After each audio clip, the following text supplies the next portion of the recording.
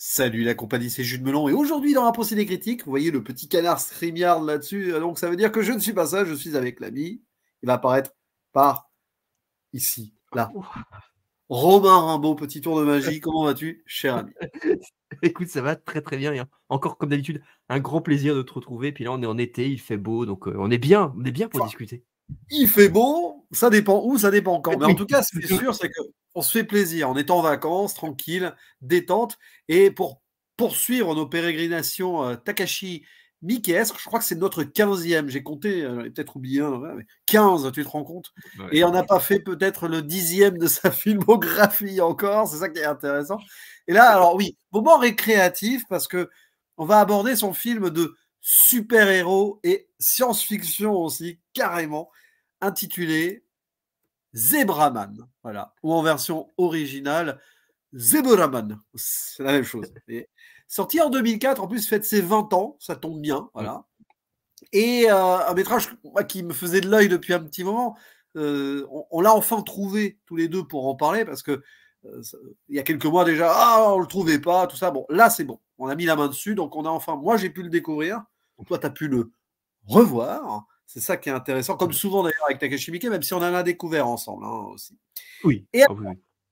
au casting, dans le rôle principal, nous avons Sho Akihawa, qui était dans les Dead or Alive, aussi dans Gozu, donc c'est un habitué du cinéma de Takashi Miike, même dans Kairo, donc un monsieur qui a quand même roulé sa bosse.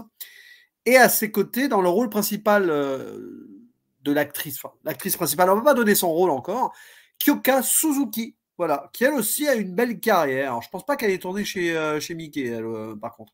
Mais elle est là, pour un rôle un peu plus sérieux quand même, hein, sur le papier. Mmh. Même si le film alors est un peu estampillé comédie par moment, ce n'est pas que ça. C'est un film qui a aussi une profondeur et un décalage très mickeyesque. L'histoire de base est assez simple. Alors c'est marrant parce que la dernière fois nous avons fait Lesson of the Evil qui parlait d'un professeur qui allait un petit peu s'en prendre à ses élèves. Là on a un autre prof, un instituteur, on est plus bas avec les CE2 je crois à peu près l'équivalent. Shinji Ishikawa qui est complètement loser. C'est le gars, il n'est pas respecté par sa femme qui va le tromper. Par ses élèves qui rigolent. En plus, il est plus ou moins remplaçant, il est en latente de tout genre. Enfin, c'est pas, c'est un sous-professeur, quoi, comme on dirait. Sa grande fille a des relations avec des hommes plus âgés. Le fils qui est dans la même école où il travaille, bah, il est harcelé par ses camarades parce que hey, ton père c'est un loser. Bon bref, c'est la catastrophe. C'est horrible. Mais bon, il a, on va dire, un souvenir de jeunesse, quelque chose qui le tient à flot. C'est un amour pour une série télé. Voilà, une sorte de sensei, hein, équivalent de Kamen Rider, Bioman, voilà, des trucs comme ça. Ou Sankukai, tiens, pourquoi pas aussi, j'ai pensé à ça. Mmh. Une série qui a été diffusée, mais alors très peu de temps, parce que le gars, il est loser et il aime une série de losers, qui n'a pas été renouvelée après quelques épisodes. La série Zebraman, donc, c'est de la métafiction ici, qui s'est arrêtée directement en 1978, mais il garde des petites cassettes, tout ça. Voilà. Et à un moment, bah, il va se faire un costume. Et il va sortir la nuit en Zebraman pour faire un peu le super-héros à la Kick-Ass ou à la Super. On en parlait aussi en off. Et à un moment, bah, à force d'espérer être Zebraman pour sortir de sa réalité sombre et triste, et en y croyant vraiment, hein, parce que le slogan de la série, c'est Anything Goes, hein, tout est possible, eh bien, il va découvrir qu'il a peut-être des pouvoirs, et il va affronter une menace locale, un homme déguisé en crabe, d'accord, pourquoi pas, ça me fait marrer aussi, un homme qui couche avec sa fille d'ailleurs aussi, dans le passage, sympa, et surtout, une menace extraterrestre qui apparaît dès le début avec des agents du gouvernement, là. L'expérimenté le plus jeune, il y a un petit peu de comic relief vite fait entre les deux, là, au début. Et il y a aussi le message sur la tolérance ou non, on y reviendra. Il y a beaucoup de thématiques dans ce film, attention, hein, et plus profond qu'on ne le croit. Et donc, il va devoir affronter une menace très verdâtre à base de slime entre Blob, Ghostbusters et peut-être Mars Attacks. Voilà. Ça va peut-être vous donner envie de voir le film, là, ce petit incipit. En tout cas, foncez parce qu'au moins vous prendrez un bon moment, quoi qu'il arrive devant, malgré peut-être les défauts qu'on pourra ici évoquer éventuellement. Mon cher Romain, est-ce que à la relecture, ce Zebraman te fascine d'une certaine manière toujours autant? Bah, en fait, c'est marrant parce que ça fait pour le coup, ça va faire aussi quasiment pile 20 ans que j'ai eu parce que je l'ai vu juste quand il est sorti en DVD à l'époque J'ai malheureusement égaré le DVD, c'est pour ça qu'on a eu du mal à le trouver. Mais c'est un film que je trouve vraiment intéressant. Alors, je trouve, moi, vraiment personnellement, que c'est un film assez mineur, en fait, mineur tout en sachant qu'on n'a pas tout vu et qu'il y en a tellement que c'est compliqué. Par rapport à tout ce dont on a parlé jusqu'à maintenant, je trouve que c'est un film qui est un peu plus en retrait, peut-être sur pas mal de choses. Et en même temps, en le revoyant, il y a plein de choses que par rapport à la manière dont je l'avais découvert à l'époque, que j'ai redécouvert. En fait, le souvenir que j'en avais, c'était vraiment d'un film qui était vraiment grand public et surtout tout public. Le souvenir que j'en avais, c'était vraiment quelque chose qui s'adressait plutôt aux enfants, en tout cas. Et en le revoyant, je dis finalement, le film est beaucoup plus noir, beaucoup plus violent.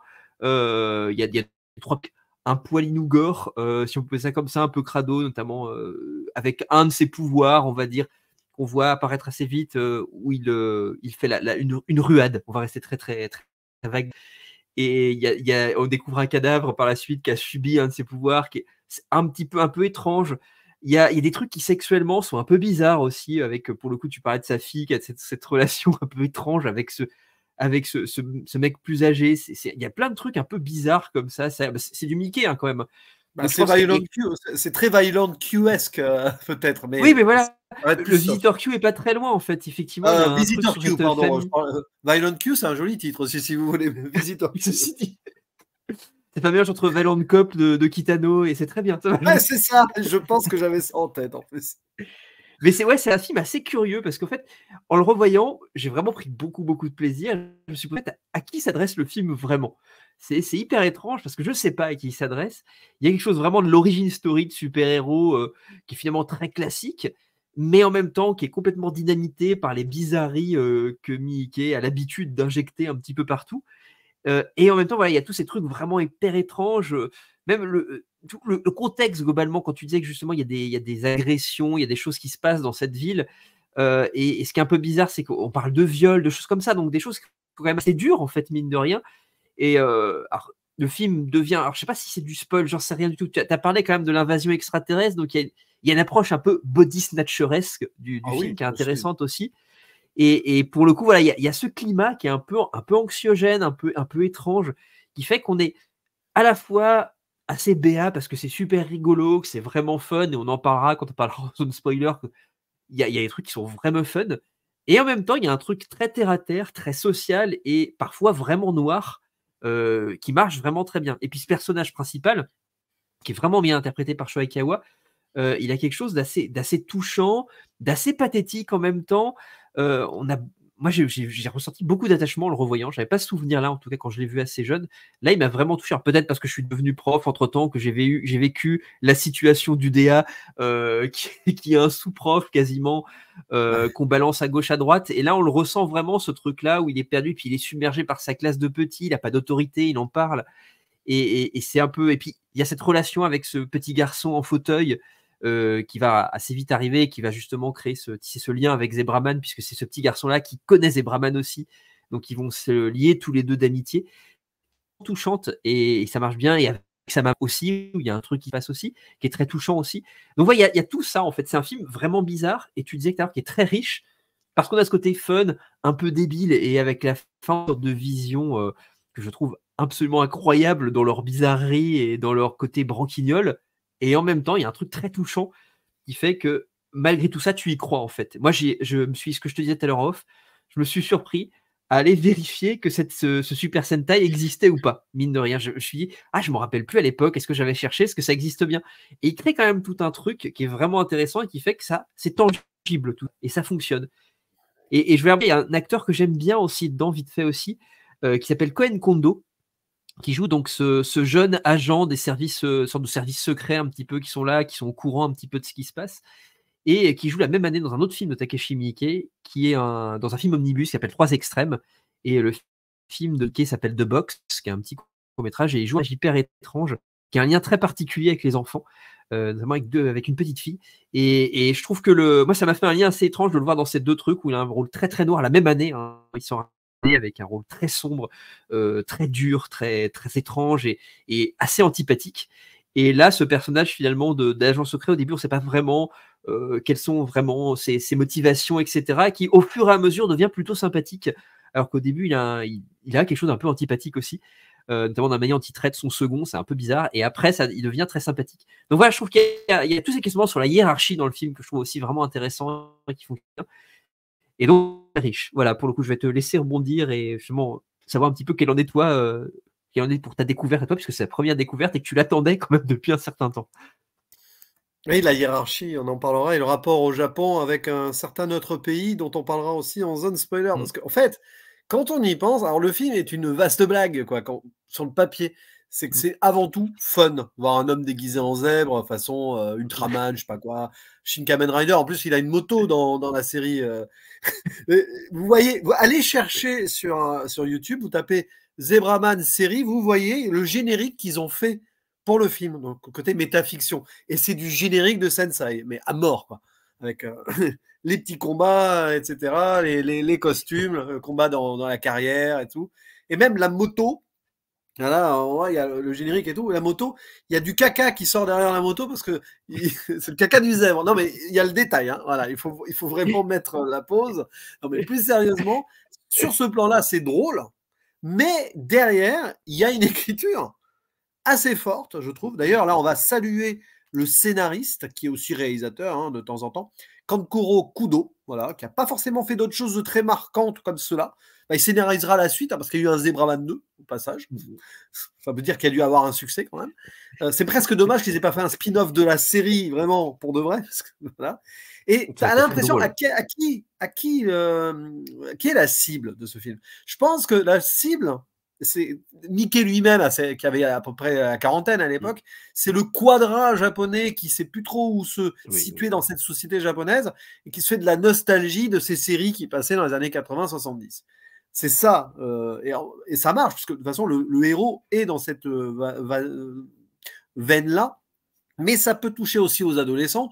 Je pense que quand même, début 2000, c'était moins populaire, hein, les sensei, même au Japon, mais bon, il doit toujours y avoir un public. Et l'idée, c'est que ça développe justement la place du quadra voilà, dans ce Japon-là. Et ça, c'est à nouveau du Mickey. C'est un Mickey qui questionne la tolérance, qui a des touches de progressisme d'ailleurs. Bon, Mickey, c'est... Une fois, je crois qu'on avait rigolé en disant ça un petit peu sur une vidéo, mais c'est un peu le Eastwood japonais, mais autrement. C'est-à-dire que des fois, il va montrer son humanité, sa tolérance envers toutes les différences potentielles, mais il a ce côté traditionnel conservateur quand même.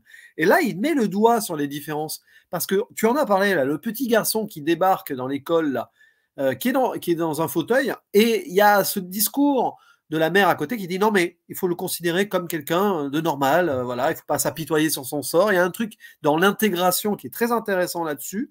Et puis, il y a le discours presque une blague, mais voilà, de ce couple d'agents donc qui, en couverture, s'installe dans le quartier en tant que couple homosexuel, ce qui paraît très bizarre comme couverture, peut-être, mais non, peut-être qu'il montre que Mickey, peut-être que le Japon peut être tolérant là-dessus, ou il montre un message en mode, vous voyez, hein, en couverture, pour passer inaperçu, on va faire ici deux agents qui veulent jouer des homosexuels. Ce qui paraît loufoque sur le papier, quoi. Mais non, c'est-à-dire que Mickey, il questionne ici une normalité dans la tolérance des différences, soi-disant.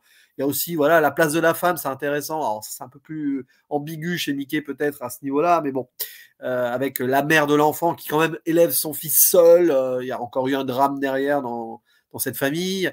La famille chez Mickey, c'est particulier aussi. Hein. Ce sont rarement des familles fonctionnelles. Là, justement, on parlait de Visitor Q tout à l'heure. La famille du héros, là, c'est une famille à la Visitor Q. Ça part moins dans les extrêmes, mais c'est ça, c'est qu'il n'y a pas de communication. Il y a le fils qui est harcelé, qui va pas bien. On est dans ce délire-là, en fait. Hein. C'est la même chose. Ah oui, oui, tout à fait. Eh ben oui. Et après, il se passe ce qui se passe, et là, bon, ça déroule un scénario complètement loufoque sur lequel on reviendra dans un spoiler, quand même. Mais ça marche bien, je trouve, le côté fantastique. Et les aliens, alors par contre, c'est dégueulasse. Hein. Les effets spéciaux, c'est du budget, c'est des effets spéciaux de téléfilms Disney Channel, quoi. J'ai l'impression de voir Flubber par moment. Tu vois, j'ai revu Flubber avec Robin Williams. J'ai dit, c'est un peu le même truc quand même, hein, un peu moins de 10 ans après. Bon, mais c'est drôle, parce que ça va avec le côté décalé du film. Tu sens les hommages à la Mars Attacks. Alors, Tim Burton, oui, mais tout le côté pop, un peu de ces films peut-être même plus anciens de science-fiction, de toute façon.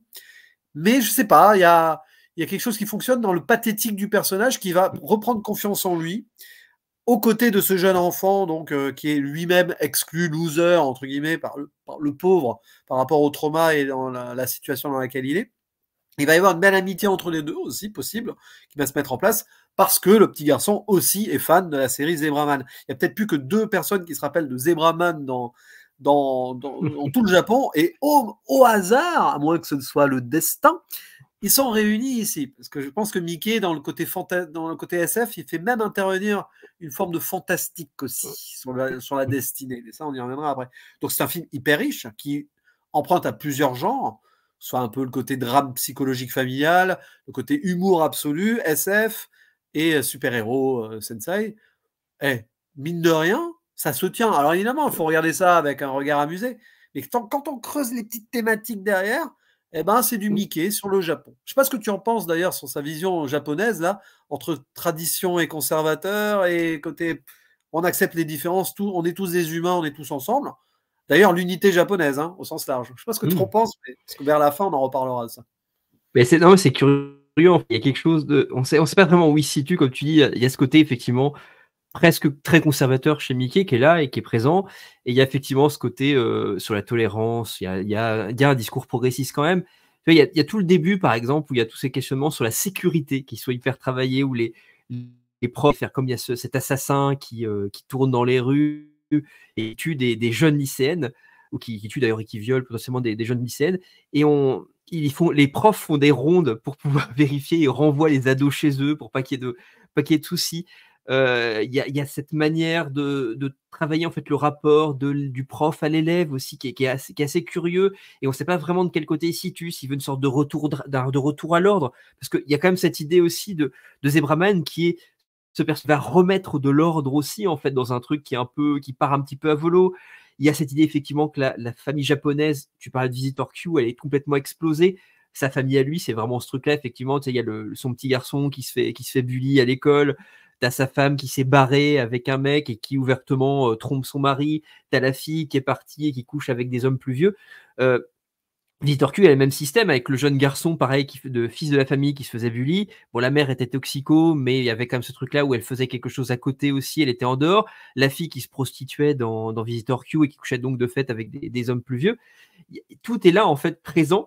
Et il y a quand même ce discours, à terme, d'essayer de réunir les choses. Alors, dans Visitor Q, c'est beaucoup plus clair parce qu'il y a une réunion, je dirais, physique de la famille qui se retrouve vraiment au sein du logis à la fin.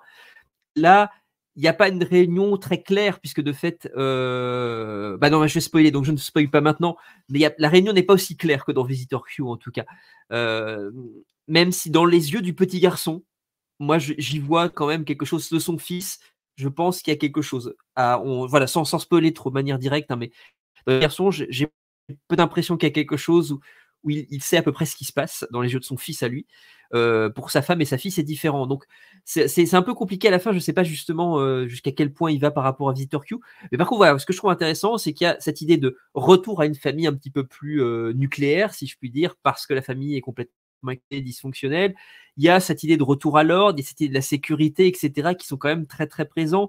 Il y a ces questionnements, tu disais, par rapport à une autre puissance, si je puis dire, politique aussi, et le rapport avec celle-ci, où Mickey se situe un petit peu. Moi, c'est vrai que je pense, alors, toute proportion gardée parce que c'est autre chose, mais dans ce qu'on a par exemple dans The Host, par exemple, de Bong Joon-ho aussi, sur le rapport avec à cette autre puissance aussi, qui est très paternelle, qui peut avoir un côté un peu tutélaire, etc., et duquel le Japon aimerait s'affranchir, comme la Corée du Sud dans The Host aussi, qui vient pourtant apporter son aide. Et puis c'est intéressant parce que ça, c'est lié aussi à un autre genre finalement, qu'on n'a pas encore évoqué, mais que d'une certaine manière le film travaille, c'est du giga à la fin, on est quasiment sur du kaiju, sur la séquence finale. Donc il y a tous ces trucs-là en fait qui sont remis, et je trouve que c'est hyper intéressant socialement, et je dirais même aussi politiquement, au sens un peu plus large, où le film a quand même un discours politique qui est intéressant et qui est pertinent, je trouve, par rapport à l'histoire du Japon, à l'histoire du cinéma japonais, à l'histoire globalement du fantastique, de la SF, parce que bon, moi je pense au Kaiju Ega, moi à la fin, il y a quelque chose qui est très Godzillesque. Il y a le Super Sentai, mais il y a aussi le Kaiju Ega avec ce qu'il y a derrière aussi. Ouais, mais peut-être que le Super Sentai justement vient aussi du Kaiju Eiga. Enfin, ces références avec le boss final toujours dans ces séries de Super Sentai, c'est ça, hein, le petit, puis Oui, après à c'est la vrai. fin, un pouvoir spécial et il va devenir grand. Moi j'ai en tête la série française France 5 que vous pouvez trouver sur YouTube qui parodie très bien. C'était génial ça. Ah, c'était génial, c'est une fierté française cette chose-là. C'est Et vrai. un jour, il faudra que je fasse une émission sur France 5. Allez, pourquoi pas. C'est lancé, hein. C'est bon. Ah bah de toute façon. C'est foutu. La première web série française, je crois, à l'époque d'ailleurs. Et ce qui est très intéressant, c'est ce que tu dis, c'est il y a cette idée de mixer les choses avec Mickey, c'est-à-dire il malaxe, voilà, hop. Donc tout est décomposé. À un moment, il prend plein de choses, il fait une sorte de bouillie de salade et quelque part, il va y avoir une sorte de monstre à la fin peut-être, mais un monstre recomposé. Ça, c'est très Visitor Q. D'ailleurs, c'est marrant parce que la scène au début où la fille aînée, adolescente, couche avec Crabman, hein, du coup. C'est un Crabman. Ça m'a vraiment rappelé tel quel une scène de Visitor Q pour le coup. C'est peut-être même filmé dans la même Ouais, pénombre, comme ça, là, un petit peu dans un endroit tout à sorti fait. de. Donc voilà. Et oui, alors l'aspect vigilante, parce que c'est ça, le super-héros qui sort la nuit pour tuer les méchants, c'est ça, le côté Batman, et on sait que Batman, c'est un justicier qui peut être perçu comme aussi une vision assez conservatrice des choses, hein, quand on y pense. Hein, voilà, les comics américains, ce sont des comics américains. Donc voilà. Et je pense qu'il y a cette idée-là aussi de justement de ce retour à un Japon qui part à volo. Il y a un collègue à un moment, je ne sais plus si c'est le collègue ou le directeur, je crois que c'est un collègue, hein, qui dit désabusé à notre héros qui sera Zebraman et tout. Ah, le pays part en vrille et tout. Voilà. Ouais. Donc il y a ça aussi. Et Mickey, je pense que c'est un peu lui là qui parle quand même aussi. Et donc après, comment remettre le Japon, on va dire, dans les rails? Peut-être autoriser les gens à nouveau de rêver. C'est comme si, pour lui, et c'est pour ça qu'il a fait des films de samouraï aussi, hein, c'est que l'interventionnisme américain, ce qui s'est passé en 1945, tout ça, ce drame national, a dénucléalisé le Japon. Terrible, horrible paradoxe quand on y pense. Et là, ce Japon est toujours malade. Et ça, on le voit, mais ça, c'est un trope particulier dans beaucoup de films de J-horror et pas que. Hein. Parler de Tetsuo, tout ça. Ce Japon qui va pas bien, qui a un mal là. Tiens, on peut penser à Ringu, Sadako. Il y a peut-être un petit peu de Ringu aussi de temps en temps dans certaines touches un peu. Il y a ça. Et donc, oui, cette idée que le Japon va mal et tout, c'est parce qu'il y a l'Occident qui est venu là. Et pour certains Japonais, il y en a qui rêvent de revenir à ces traditions ancestrales où le Japon, alors évidemment, le Japon était, mais bon, avec d'autres problèmes, comme on le voit dans certains films de samouraï, hein, bien sûr, c'était quand même très féodal et avec la seigneurie et tout. Mais c'est intéressant ça. Et c'est pour ça que croire ou non en rêve, par exemple, bah, pendant tout le film, Zebraman, donc le personnage derrière le masque, a du mal à y croire. Et même qu'à un moment, il essaye de voler. Il y a toute cette histoire. Oui. Voilà, si tu crois en tes rêves, tu peux voler. Ça m'a rappelé Bird People d'ailleurs. À un moment, c'est Mais déjà oui, dans oui, Bird je suis People d'accord. in China, il y a cette idée d'espérer, par rapport au passé, revenir vers la possibilité de voler. Ça travaille beaucoup Mais Mickey quand oui. même, tout ça. Ah, mais Et tout à quels que fait. soient les films qu'il ait fait. Et je pense que dans ce métrage-là, le côté humour et tout, il faut y voir de la nostalgie aussi. Parce qu'il ne traite jamais en dérision là, le truc de la série Zebraman. Il est allé donc tourner le générique. Il a même fait appel pour chanter la magnifique thème musical. Hein. Zebraman, Zebraman. Extraordinaire ça. Il a fait appel à Ichiro Mizuki qui a chanté pas mal de choses, notamment des thèmes pour Kamen Rider et tout. C'est pas n'importe qui quoi. C'est un monsieur qui est assez connu au Japon. Il a pris ça au sérieux, même Ah, si oui. pour nous ça paraît dérisoire, mais c'est une culture. Les sensei et tout, pour nous, ça peut paraître ridicule quand on voit les gens en Oui. costume se battre et tout. Mais ça fait partie de ça. Et peut-être que les sensei, justement, dans les années 70-80, redonnaient une idée de rêve au Japon et d'héroïsme, l'héroïsme japonais qui était perdu. Et avec ce film-là, il le tourne à la fois un peu en dérision vite fait, parce que le Japon de 2004 n'accepte plus ça. Mais en fait, il en refait quelque chose pour essayer de recentrer le socle familial et redonner confiance à un père loser, qui est quand même le patriarche, qui est censé être l'exemple. Intéressant ça. Bah, et puis il y a toute la relation avec les enfants qui est vraiment intéressante. C'est-à-dire que moi, il y a cette scène que je trouve vraiment ahurissante. Par contre, je trouve la séquence avec ces gamins qui sont tous justement body snatcherés, si on peut poser ça comme ça, et qui Le vont village des damnés. attaquer. C'est le village des damnés là. Voilà, Hein. c'est totalement ça. et qui vont aller attaquer à la batte de baseball une sorte de petit marché. Et je trouve que cette séquence-là, elle est intéressante sur la question du désespoir par rapport à l'avenir. Je pense que Mickey n'est pas quelqu'un de très optimiste par rapport à l'avenir. Et en même temps, il place quand même tous ses espoirs dans l'enfance aussi. Il y a quand même ce truc-là de la transmission, du dialogue entre les générations qui peut-être amèneront à quelque chose, permettront de, si les adultes continuent à croire à leurs rêves et transmettent cette idée aux enfants, parce que c'est pas anodin effectivement que ce soit un prof, que lui qui va retrouver sa capacité à rêver, va transmettre ça aux enfants. Et en même temps, c'est les enfants, petits garçons, qui va lui permettre de retrouver cette capacité à rêver aussi, avec ce petit passage où il griffonne, d'ailleurs, il y a ce tout petit moment en animation aussi, avant que le générique arrive, où le dessin de Zebraman se met à vivre et prend vie. Je trouve qu'il y a quand même cette idée-là d'échange en fait entre les deux, où les enfants ont la capacité à rêver, mais les adultes prennent le risque, la société, la situation sociale globalement, prennent le risque de tuer cette capacité à rêver.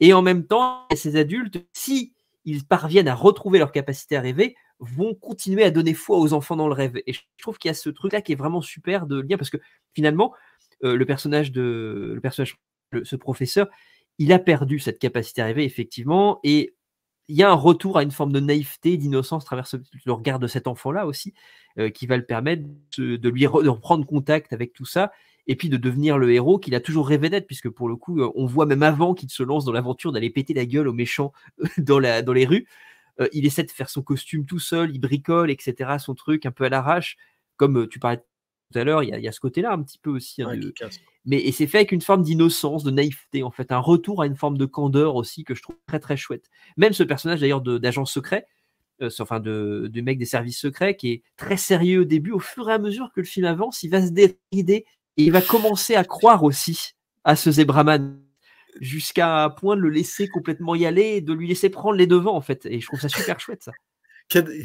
L'agent qui a des morpions aussi. Oui. Alors, moi, à un moment, je me suis posé la question, parce que morpion en anglais, on peut le traduire par crab. Hein. Est-ce que Crabman, c'est pas l'homme morpion? Et ça, peut-être pas crabe, en fait. Ça me rappelle un sketch des Inconnus, là. Je suis mort, bac le morpion.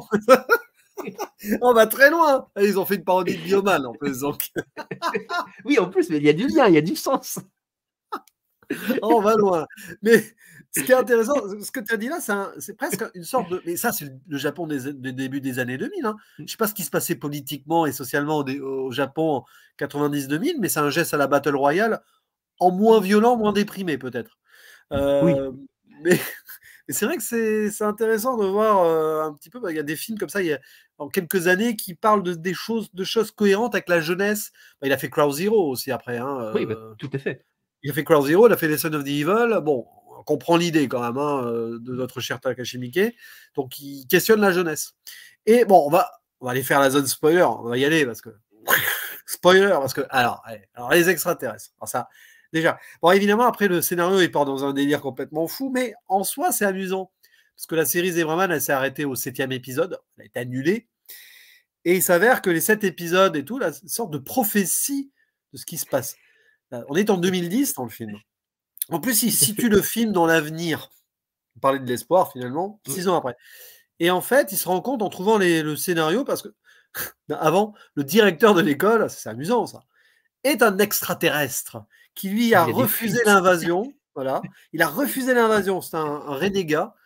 Et il a écrit le scénario de Zebraman en forme de prophétie et tout pour trouver le Zebraman qui permettrait de tuer les extraterrestres. Et on parlait du destin tout à l'heure. C'est amusant quand même que le Zebraman, le prof, soit Zebraman et qu'il soit là, et qu'il y ait ce petit garçon qui est dans la prophétie, le petit garçon au fauteuil roulant, c'est écrit dans le scénario, qui soit là. Et là, c'est la destinée, ils s'en amusent.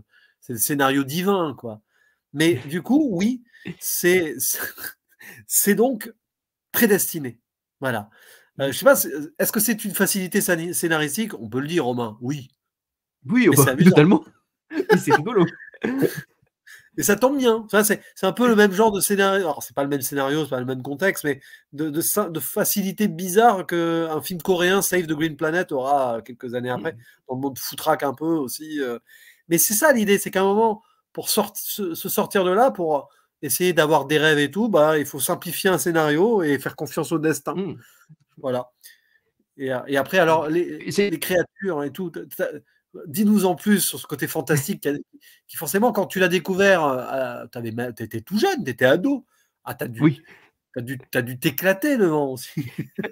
Alors, honnêtement, à l'époque, c'était moins immonde que ça l'est aujourd'hui, parce que là, ça allait quand même. Mais en même temps, ça a son charme, c'est-à-dire que les Super Sentai, à l'époque, c'était déjà dépassé en termes visuels, parce que souvent, c'est des petits budgets. Donc. Mais c'était très pratique pour qu'on ait, les extraits qu'on voit, c'est très, les extraits de la série sont pour le coup très très raccord avec ce qui se passait à l'époque, avec des gros costumes en mousse de latex, un peu ridicule. Là, c'est marrant, c'est comme s'ils reprenaient ce concept-là, mais en le modernisant, c'est-à-dire avec du numérique dégueulasse. Et c'est pour le coup, ça fonctionne bien en fait parce qu'ils gardent ce même côté un peu cheap, mais en usant du numérique. Et ça en devient très drôle en fait. Il joue quand même vachement là-dessus, il joue beaucoup sur cette distinction en termes d'effets spéciaux en fait, mais il garde le même esprit. On n'est plus sur des effets pratiques et sur des costumes, on est sur des effets numériques, mais en même temps, on garde ce côté un peu déjà dépassé et c'est super rigolo à regarder. Alors moi, il y a plein de petites choses parce que je trouve déjà très drôle, c'est la manière, parce qu'on n'a pas encore parlé, dont il va découvrir ses super pouvoirs et ses différents super pouvoirs qui sont hyper rigolos, la zébra ruade, des choses comme ça qui sont hyper rigolos, la zébra hélice quand il se met. C'est incroyable. Oui, Ou quand il a. Ouais, tout à fait. C'est Sailor Moon. Et en plus, il encastre la gueule des mecs parce que le mec qui fait une super ruade, il se retrouve plié. Il découvre le cadavre du mec complètement plié, brisé. T'as l'autre qui a la gueule défoncée parce qu'il s'est pris le sabot dans la tronche. Et c'est hyper rigolo. Il y a plein de petites choses comme ça. Il y a son super sens comme Spider-Man qui indique le danger et ses cheveux se mettent à faire une crinière. Et ça, c'est complètement con, mais c'est très drôle. Il va jusqu'au bout du truc. Il y a plein de petites choses comme ça. Il y a des trucs très Mickey, que tu parlais tout à l'heure du directeur. Le directeur qui est un extraterrestre, il a des fuites anales à des moments donnés quand il est en train de se retenir. C'est du Mickey à des moments. Comme le Yakuza, finalement, qui a sa diarrhée dans Bird People in China et qui à des moments est pris soudainement. Il y a toujours du caca chez Mickey. Il ne faut pas chercher à comprendre. Et après, effectivement, il y a ces petits blobs qui sont hyper rigolos. T'as l'impression en fait qu'ils sont venus quasiment d'un autre film et qui sont intégrés parce que en fait ce que je trouve très drôle dans le film sur la gestion du fantastique, c'est qu'il y a plein de moments où le film se pose avec quelque chose de finalement très réaliste. Je pense à la discussion qu'il a avec la maman du petit garçon au coin du feu dans la forêt, qui est très posée, qui a plus rien de fantastique, qui est très terre à terre. Et puis la séquence d'après, on a une baston avec les petits blobs nuls qui éclatent contre des murs qui vont se regrouper pour former un plus gros blob avec un bras sur la tête. Je ne sais pas pourquoi, mais c'est rigolo. Et puis, après, la fin et le blob géant à la fin qui se construit une arme à la Mars Attacks. Tout à fait. Et puis, Zebraman, plus du spectacle, qui se transforme en zèbre avec des ailes et qui va faire un gros Z sur la gueule du truc. Et c'est super drôle. C'est super rigolo. C'est ultra moche. Il faut prévenir les gens quand même. C'est très moche. Il faut prévenir les gens. C'est très moche. Mais c'est marrant la relation qu'il a avec la mère du petit qui est très touchante parce que la mère. Oui. Le père s'est suicidé. Ah tiens, le Japon, un père qui se suicide. On parlait de Battle Royale. Finalement, on est pas loin. C'est ultra tragique. Quand on réveille ça, c'est d'une tragédie avec ce petit garçon qui assiste, qui découvre le cadavre de son père. C'est horrible.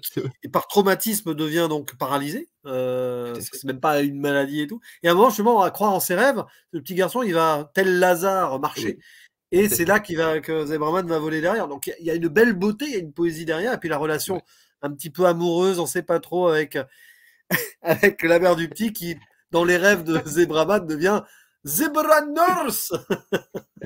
Il y a la scène avec Zebra Nurse et tout. L'infirmière qui lui raccroche le bras. Et Zebra Nurse va pas bizarrerie. Zebra Nurse, quand elle arrive, il y a des mecs qui tiennent en laisse. Et je trouve ça. Voilà, il y a toujours des trucs un peu chelou. C'est Mickey, tu sais pas pourquoi, mais il y a une nana déguisée en infirmière qui se promène avec des mecs à quatre pattes en laisse. Enfin, c'est vraiment très très bizarre, mais c'est rigolo. Oh là là, mais ça, il s'est fait plaisir, mais des fois il se fait plaisir. En même temps, quand tu fais 3 films par an, à un moment tu fais de la récréation pendant que tu tournes, sinon tu deviens chèvre ou zèbre, je ne sais pas. Et alors, à la fin, parce qu'évidemment il y a une menace internationale et tout, parce que là ça se sent, ça se voit qu'il y a des extraterrestres, et qui intervient? Évidemment, les Américains, bien sûr. Même qu'à un moment, on dit le nom du président Bush. Hein. W. Bush, évidemment. Qui était encore président amitiés à Bush. Du coup, il était encore président en 2010. Hein, ils avaient foiré, là. Tout à fait. C'est pas grave. Et alors, là, il y a le côté, le Japon qui a repris espoir à rêver, tout ça. Zebraman devient l'unité, le héros du Japon. Et grâce à son intervention, non, il n'y aura pas de deuxième mini Hiroshima pour détruire le blob géant. Le message, il est clair, je pense, quand même aussi. Mickey, c'est Make Japan Great Again, hein, un peu aussi. C'est très Godzilla, hein, parce que pour le coup, on est cette idée de l'atome, de la bombe, l'unité qui se fait autour de Godzilla, qui devient un héros aussi, mine de rien, dans certains Honda. Donc ça fonctionne très bien, en fait, je trouve, aussi par rapport au Kaiju aussi. Il y a un truc qui marche très bien, je trouve. C'est vrai qu'à la fin, du coup, il y a cette union populaire, alors qu'il a amené en procès, bon, voilà. Et alors, ouais, ce que tu disais tout à l'heure, en quasi presque pas du spoil, mais ça a failli. À la fin, donc évidemment, le petit enfant qui maintenant marche, hein, il n'est plus dans un fauteuil, c'est un peu le fils de substitution, peut-être la nouvelle femme de substitution, mais n'oublions pas quand même que officiellement, il est toujours marié avec ses 2 enfants. Hein. Et le fils, qui se faisait bully et tout, voit enfin en Zebraman quelqu'un de grand et il reconnaît le père, il sait que c'est le père. Et le fils redevient fier du père. Extraordinaire. Et c'est vrai qu'à la fin, il y a un truc qui est presque ironique, c'est que le fils sait que c'est son père derrière le masque de Zebraman. Par contre, l'épouse et la fille aînée ne savent pas, mais elles sont quand même en pamoison devant Zebraman. D'ailleurs, c'est marrant parce que t'as le fils qui dit « Ah, c'est papa » et tout. Tu raconte pas de conneries, c'est pas ton père. Et là, on pourrait imaginer qu'il pourra retrouver sa place de patriarche, le pater familias. Je ne sais plus dans quel film c'était ça, le fameux pater familias. C'est une comédie, je crois. Et voilà, on peut imaginer qu'il a tout gagné. L'unité du Japon, le Japon qui a réussi à se débarrasser des États-Unis, des extraterrestres aussi, et des États-Unis, des envahisseurs, hein, si vous voulez. Vous voyez l'allégorie. Et lui qui peut retrouver son. Mais alors, à ce moment-là, quid de la mère et du petit enfant? Parce qu'on aurait pu imaginer de belles familles recomposées, hein, au final. Mais c'est vrai. Est-ce qu'il va devoir se partager entre 2 familles? C'est-à-dire qu'en tant que Zebraman, il sera le père de l'enfant. Ouais, c'est un peu. Je sais pas. Je suis curieux de voir la suite, parce que pour le coup, moi, je ne l'ai pas vu, donc je ne sais pas du tout ce qu'il en retournera par la suite, ce que Mickey a voulu faire. Mais je trouve effectivement que la fin est assez jolie, en fait, sur le fils, parce qu'effectivement, plutôt quand on parlait de la séquence où les enfants vont devenir violents et body snatchés et vont aller casser la gueule du pauvre mec qui vend ses saucisses dans le petit marché. C'est gratuit. Voilà, c'est gratuit. Celui qui mène ce petit groupe-là, c'est son fils, pour le coup, qui justement, lui, va aller le chercher et va parvenir à faire sortir l'alien de son corps. Et c'est à ce moment-là, effectivement, qu'il découvre que son père est Zebraman. Ils se retrouvent face à face tous les deux, puisque son père a retiré, il me semble, le masque à ce moment-là. Il y a d'ailleurs tout ce truc-là à la fin où il a quand même tout le long du film son costume qu'il a bricolé lui-même, que je trouve intéressant. Et à la fin, il prend pleinement son pouvoir. Il a un très beau costume, tout nickel, qui apparaît, etc. Sa cape devient une arme à part entière, etc. Et ce qui permet de jolis moments d'effets spéciaux très moches et orgiaques, et c'est très très bien. C'est typique des trucs de super-héros, ça. Quand au début, c'est fait à la main et tout. Bon, Spider-Man et Deadpool, tiens, pour prendre des exemples plus ou moins dans l'actualité. C'est ça, d'un seul coup, après, ils ont des magnifiques trucs, etc. C'est un peu la magie de l'upgrade, quoi. Mais c'est vrai que même qu'à la fin, il dit justice est faite en noir et blanc. On peut même presque y voir un message, le fameux noir et blanc de la représentation du passé ou des films d'antan. Il y a toujours un délire là-dessus. C'est vrai que le côté noir et blanc de Zebraman est intéressant parce que d'habitude, dans les Sensei, comme ça, c'est toujours coloré.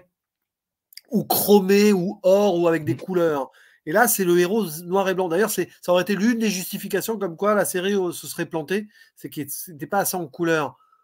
Encore une critique peut-être de vouloir trop moderniser les trucs. C'est intéressant. Limite, il aurait pu. Est-ce qu'il a fait un film en noir et blanc déjà, Mickey? Ça serait amusant de savoir s'il a fait ça. Parce qu'avec tout ce qu'il a pu expérimenter dans sa vie. Parce que bon, voilà. Mais bon, il a fait des remakes de films qui étaient faits en noir et blanc, bien sûr. On en a déjà évoqué au moins un, je crois, voire 2. Je ne sais plus. Oui, 2 on a fait, effectivement. Ouais, voilà. Mais c'est intéressant, ça. Je ne sais pas si tu as autre chose à dire sur la zone spoiler, du coup, comme ça, sur des. Bon, il y a un des 2 agents qui meurt, mais limite, on s'en fout. Oui, tout à fait. Et l'autre vient l'aider. Il y a une petite relation vite fait aussi qui se met en place entre l'agent du gouvernement et Zebraman, parce qu'il comprend, lui, représentant du gouvernement, que l'Amérique doit intervenir. Donc, il va aider Zebraman à empêcher l'intervention de l'Amérique. Voilà. Et mine de rien, voilà, il lui cède sa place, alors que c'est un personnage qui prend quand même, qui a beaucoup de place, qui a quand même cette impression d'un premier temps d'être au sommet de cette hiérarchie, qui est celui qui domine le truc. Et effectivement, au bout d'un moment, dans sa démarche très pragmatique, finalement, pareil, un petit peu comme tous les autres, il se remet à rêver aussi. et il se remet à croire en ce super-héros, dans un premier temps auquel il ne croit pas du tout, qu'il trouve un peu ridicule, etc. Soudainement, il y croit et c'est lui qui va sauver. Je trouve que c'est aussi assez joli, en fait, que soudainement, il y a un retrait de ces autorités très pragmatiques pour laisser place au sauveur un petit peu rêvé, fantasmé, idéalisé. Il lui est même à la fin, même si à la fin, il y a ce truc-là que je trouve intéressant, quand d'ailleurs, tout à la fin, il le prend dans sa camionnette, il lui met les menottes, etc., pour dire qu'il va l'arrêter. Et finalement, il le laisse sortir devant la foule en liesse et lui dit attention, celui qui vont applaudir, celui qui vont acclamer, ce n'est pas vous, c'est Zebraman. Et je trouve ça assez intéressant aussi de terminer sur ce truc-là en disant voilà, c'est votre alter ego là qui va être loué. Ça me fait penser beaucoup à Batman avec ce travail, cette idée d'effacement de Bruce Wayne finalement derrière, mais qui a un choix aussi volontaire. C'était du chevalier noir dans Dark Knight, il y a tout ce discours sur le chevalier noir qui prépare le terrain pour le chevalier blanc, etc. Je trouve ça assez intéressant parce qu'il y a presque un petit peu ce truc-là très hegelien du héros qui prépare l'homme illustre, pour faire un petit lien avec Batman notamment. Et je trouve qu'il y a presque, alors je pense pas qu'il philosophiquement il aille aussi loin, mais je trouve ça intéressant de travailler sur cette idée que finalement il est anonyme, c'est un anonyme derrière cette entité magique, fantasmagorique, mythologique, qui est Zebraman mythologique, proportion gardée, parce que c'est difficile de parler d'un homme zèbre mythologique, mais pourquoi pas, oui, ça fonctionne si. Pourquoi pas? Et puis si l'agent aide Zebraman à la fin aussi, c'est parce que grâce à Zebraman, il n'a plus de morpion, parce qu'il a Tout à vaincu fait. Crapman. Non, c'est pas. C'est vrai aussi, ça pourrait être. Allez, on ferme la zone spoiler. Alors, on s'amuse bien. Mais c'est un film qui finalement, voilà, bon, on rigole parce que c'est fun. Ça, c'est sûr que le premier truc que vous allez ressortir devant, c'est le côté fun. Mais en grattant un petit peu, et surtout, on a de la chance maintenant, à force de triturer la filmographie de Mickey, on va voir des choses qu'on n'aurait forcément pas vues si ça avait été notre premier Mickey. Hein. Ça c'est certain. Si vous découvrez Mickey avec ce film, j'allais dire, c'est pas forcément représentatif de son travail. Si, paradoxalement, un peu, mais vous allez voir ça comme une récréation avant tout. Bien sûr qu'il a fait plus sérieux. Bien sûr, il a fait Audition. Vaut mieux découvrir Mickey avec Audition, à la rigueur. Voilà, ou Dead or Alive, enfin des choses comme ça.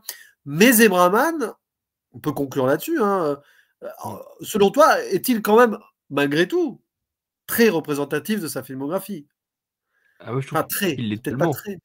Voilà. Ah ouais, je trouve qu'il est totalement dans sa bizarrerie, dans cette capacité à Oui. s'approprier des genres, des motifs, des tropes narratifs et d'en faire son truc à lui, en fait, vraiment, et d'instiller à l'intérieur sa folie, etc. Par contre, effectivement, je pense pas que ce soit peut-être le film de Mickey le plus facile d'accès si on commence, mine de rien. Parce que je trouve qu'il y a quand même je trouve qu'il y a quand même comme je disais tout à l'heure, il faut quand même prévenir les gens sur le fait que visuellement, c'est vraiment, mais c'est un choix, hein, vraiment. Et moi, je trouve ça très cool et j'adore, en fait. Mais c'est pas forcément le film qui est visuellement le plus facile. Et en même temps, paradoxalement, l'archétype qui est décrit, qui est une origin story de super-héros, en fait, vous la connaissez tous. Et donc, vous allez être assez à l'aise, en fait, dans cette narration-là. On n'est pas dans une narration, je sais pas, aussi étrange que celle d'un Visitor Q, d'un Gozu, etc. C'est très facile d'accès narrativement. Mais visuellement, si vous n'avez pas forcément l'habitude de vous confronter à un film qui cherche justement à jouer la carte du cheap, du kitsch, vraiment très très assumé jusqu'à son final, qui en fait des caisses dans ce domaine-là, c'est pas forcément simple. Et puis je trouve que finalement, la bascule entre le gros délire récréatif et ces moments beaucoup plus contemplatifs, terre à terre, humains, un peu plus sensibles, il n'est pas forcément facile à appréhender parce que vous allez arriver devant le film, vous allez dire je vois les premières séquences, je vois où va le film, je vais m'amuser, et soudainement, pouf, le film s'arrête, se pose. Moi, c'est ce que j'adore, c'est ce que je trouve très bien dedans, et on n'a plus l'impression d'être dans ce qu'on était la seconde avant.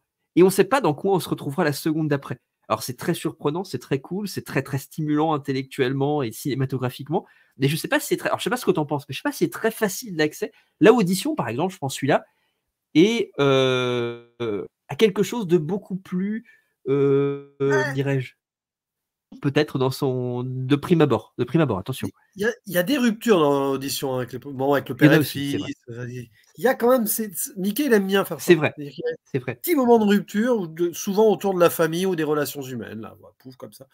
Mais ce qu'on pourrait dire, c'est que déjà, si vous aimez les Sensei, voilà, Oui. soit les Xor, je sais pas, Ultraman, Shin Kamen Rider, non pas Shin Kamen Rider, ça c'était le film sympa d'ailleurs, le film Shin Kamen Rider, là, sorti l'année dernière, Que j'ai qui est pas très vu. bien. Kamen Rider, la série, Bioman, bon bref. Power Rangers, allez, à la rigueur. C'est fait pour vous. Ça peut être fait pour vous, mais attention, c'est pas que ça. C'est derrière le côté, voilà, entre Kick-Ass et Mars Attacks, avec beaucoup de, j'allais dire beaucoup de Gozu, peut-être, beaucoup de Visitor Q, Gozu, enfin beaucoup de Mickey. Il faut se laisser surprendre par ce film. Je pense que c'est important. C'est une aventure aussi. Alors rigoler, oui, c'est le plus important quand même, je pense. Il y a un vrai divertissement derrière aussi. Mais vous allez ressortir de là. Bon, si vous faites, évidemment, vous allez pardonner, je pense, ces effets spéciaux très cheap, qui même en 2004 étaient quand même cheap. Ah, c'est sûr que c'est pas du ILM et tout. Hein. Non, on n'est pas là. Mais ça fait partie du délire aussi. Donc, on peut le conseiller. C'est un petit film estival. Ouais, Là, tout à fait. Tout à fait. Et il y a eu une suite. Alors ça, c'est étonnant. Il y a eu une suite. C'est difficile d'imaginer la suite, sûrement avec un nouveau méchant qui débarque. Je sais pas ce que ça pourrait être. C'est pas Cramman, là, ce serait ça. Mais en tout cas, merci Romain. Comme d'habitude, hein, Mais merci à un toi. grand plaisir, voilà, d'évoquer Mickey ensemble. D'évoquer Mickey, c'est joli. Et chez Romain, on évoque Xavier Jans parfois, souvent, en long, en large et en travers, avec une filmographie moins chargée, mais qui n'est pas moins passionnante sur certains points. Voilà. D'ailleurs, le Tout à prochain fait. film dont on va parler risque d'être assez spécial aussi, d'une certaine manière. On a parlé aussi ensemble du projet Blair Witch pour Parlons horreur. Voilà, c'est ton, ton rendez-vous mensuel, on va dire. Voilà. Tout à fait. Ouais. C'est vrai que c'est C'est un très grand bien moment résumé. d'émission pour moi. Je m'en souviendrai longtemps de l'émission sur Projet Blair Witch. Parce que Ah, mais pareil. voilà, mais c'est ça la force des échanges aussi. Des fois, on va au-delà même de ce qu'on pourrait imaginer de mieux. Voilà. Tout à fait. Et Ouais. on ne sait pas encore quel sera le prochain Mickey qu'on a évoqué. On a l'embarras du choix, toujours encore. Je pense que jusqu'à nos vieux jours, on aura l'embarras du choix dessus. Mais n'hésitez pas à dire en commentaire, d'ailleurs, c'est vrai qu'on Ouais. on le dit rarement, mais si vous avez des Mickey à conseiller, Ah, mais tout à hors fait. les 15 qu'on a, voilà, vous tapez Mickey, Jules Melon, Romain Rimbaud, vous voyez ce qu'on a évoqué, et, ah tiens, vous n'avez pas parlé de celui-là? Bah, pourquoi pas? Pourquoi pas? Après, Ah, il faut ben le trouver. totalement. La seule frontière, c'est le Ouais. trouver. Des fois, c'est pas facile. Mais bon. En tout cas, bah, merci à toi, Romain. Eh ben, un Toujours. grand merci à toi. Et merci à vous de nous avoir écoutés aussi. Donc, n'hésitez pas à Oui. réagir. Hein, c'est toujours un plaisir de vous lire. Que ce soit après une écoute podcast ou une écoute vidéo, de toute façon, vous pouvez faire la vaisselle. Hein. Une longue vaisselle, du coup, en écoutant la vaisselle, la cuisine, un petit trajet dans les embouteillages et JO, tout ça. Vous pouvez nous écouter dans ces conditions. Et on se dit à très bientôt. À la prochaine. Salut. Ciao.